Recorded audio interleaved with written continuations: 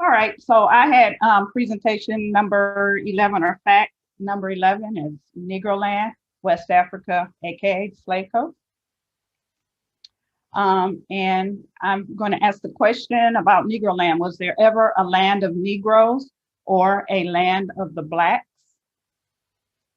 It looks like there was. We have several maps that we can find on various websites.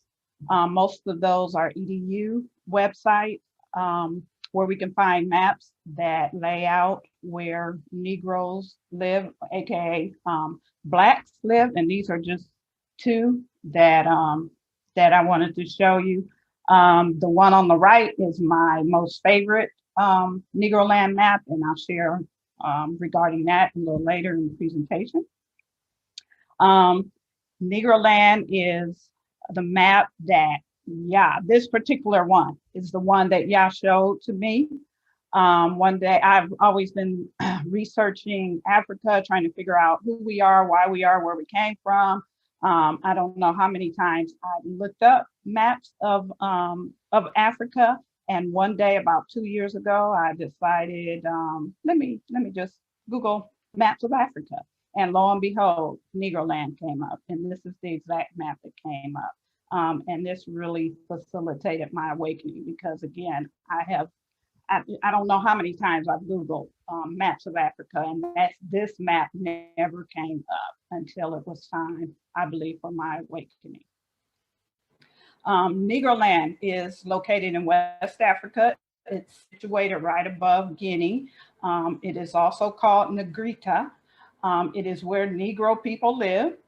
It is also called the land of Sudan, not the current day Sudan that we know of, but the ancient land of Sudan. So the word so means land, and Udan means Judah. So thus you have the land of Judah is what Sudan means.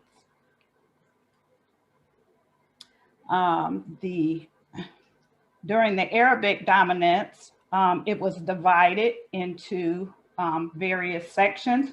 One was Western Sudan, and then the Negroland designation, which was proper Guinea. And then you had Central Sudan, Eastern Sudan, Ethiopia, which was Ethiopia / Abyssinia, and it's also translated as al-Sudan, or land of the Blacks. And you can find this in historical documents. Let's see here.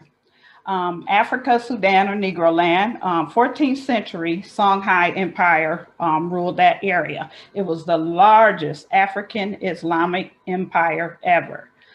There was a battle back and forth between Songhai and the Malay Empire rulership.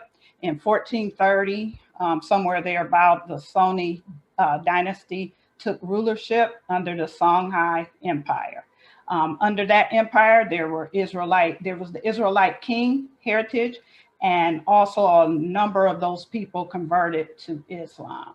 So that's probably where you get, where at least I've heard on a lot of occasions, that Islam was our natural religion before we were taken in ships and brought to America, which is, not true. Very, very so not true. Still going with the Africa, Sudan, and Negroland. Ancient Judeo-Arabic literature says that Jewish communities existed there. There were Jews of Balad al-Sudan. They were descendants of exiled Jews from the Middle East, which is what was Israel, Assyria, Babylon. They're also from North Africa, from Spain, and Portugal. Still continuing with the literature, there were Jewish communities scattered throughout Ghana, Mali, and Songhai. Empires on the West Coast, West African coast, include Senegal, Gambia, Sierra Leone, Liberia, Guinea, the Ivory Coast, Cape Verde, Proper Guinea, which is the modern day Ghana, Benin, Togo, Nigeria, and Cameroon. During the British takeover, There was colony and protected of southern Nigeria. Those found living there were mostly the Igbos, which we can pronounce those Igbos, which translates to Hebrews and or Hebrews. This is where present day Nigeria is, and Lagos. Lagos is the most populated city, and that city was colonized on March 5th, 1862, right before we were released from slavery in the United States of America. Just share just a few quick maps of Africa. There are many. Some of the most notable are Map of Africa by Mr. Bolton in the year 1766. And it shows, if we could see it, it shows different little communities here on West Africa. And it states that there were Jewish people living in these areas. We have Negro Land in Guinea by Emmanuel Bowen, which of course is my favorite. We have The Guinea and Negrita by Holman Ayres, which was printed in 1737. We have Negro Land in Guinea by Herman Moles, the year 1736. And I need to point out that these maps were created by cartographers, and usually these cartographers worked for the higher ups, say in Britain and Spain, Portugal, those types of places. So they were paid to go and chart out the land as they saw it or as they heard or as they knew. And they brought these maps back to their kings and queens. So these are maps that Europeans created. And the Europeans are the ones that said that Negroes were living in these places. And so it's not something that we just made up and we just pulled it out of our hats so that we could try and pretend that we are people that we are not. And then there's the Danville Map of Africa, which was created in 1747. Some of the telltale signs of the maps of Africa, there is the city of Lam Lam or Lam Lim, and it is located in what is the modern day Niger or Nigeria. In the 12th century, it was written of by Muhammad al-Idrisi. It was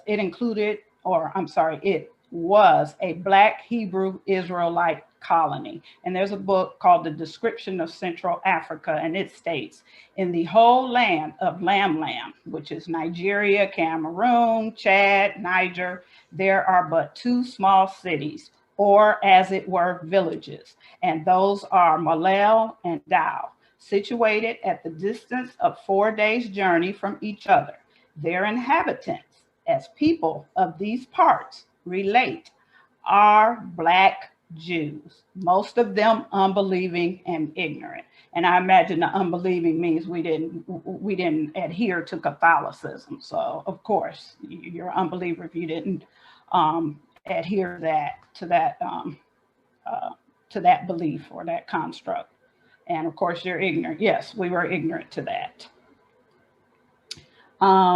More telltale signs regarding the map of West Africa and how it was divided up. It was divided up, the little West Coast area that you see, it was divided up into the Gold Coast, the Ivory Coast, and the Grain Coast, finally the Slave Coast. And I felt like that's one of the most telling of them all, is that the Kingdom of Judah is labeled the Slave Coast on that map. And again, Europeans labeled that. So that was another big factor for me when I saw that and saw that the Slave Coast, which they labeled, and they're saying that's where they got slaves from, it is also the Kingdom of Judah. That's amazing to me. And just talk just a little bit about what, as we wrap it up, beyond the rivers of Ethiopia. And Zephaniah 3:10 says, from beyond the rivers of Ethiopia, my suppliants, even the daughters of my dispersed, shall bring mine offering. And then if we look at some of the ancient maps of Africa, the ocean here, oh, excuse me, got too quick with the hands. The ocean, which we now call the Atlantic Ocean, was called the Ethiopian Ocean, as you can see on both of these maps. whereas the continent of Africa was referred to as Ethiopia. It was called Ethiopia, the entire land. And now it's shrunk down to just maybe a little spot over here is now Ethiopia. But in antiquity, the entire continent was Ethiopia. And they had their own oceans. So when Zephaniah speaks of the rivers beyond Ethiopia, it's talking about the rivers or the ocean or the water that's beyond what is now the Atlantic Ocean. Again, with beyond the rivers of Ethiopia, we see in Isaiah 18, 1 through 6, but I'm going to quote 1 and 2. Woe to the land shadowing with wings. Anybody know any land that has wings on their emblem, which is beyond the rivers of Ethiopia? There we go again. It goes beyond that sea of Ethiopia, that sendeth ambassadors by the sea, even in vessels of bulrushes upon the water, saying, Go ye swift messengers to a nation scattered and peeled, to a people terrible from their beginning hitherto, a nation meted out, trodden down, whose land the rivers have spoiled. Just in conclusion, there are some things to ponder. Statistically, 99% of the Jews worldwide are white Europeans. And you notice I put Jews in italics. We should say Jewish, because we all know when you put an ish on something, it means something like. So those who are something like the Yehudi, 99% of those people are white Europeans. Where did all these Black Jews in Africa come from that we're seeing on these maps? These are not Ethiopian Jews whom these Arab historians are testifying to have met while in Africa. These Africans did not convert to Judaism by traveling to Israel and then coming back down to Africa with a brand new religion. The Black Jews were following the law of Moses from the Torah and practicing Hebrew customs before Christianity or Islam entered into the continent of Africa. White European Jews cannot turn black in the sun, nor can they have Black children. The original Jews were Black. This means somebody is obviously lying about who the real children of Israel are. People with an agenda lie, but historical accounts don't lie.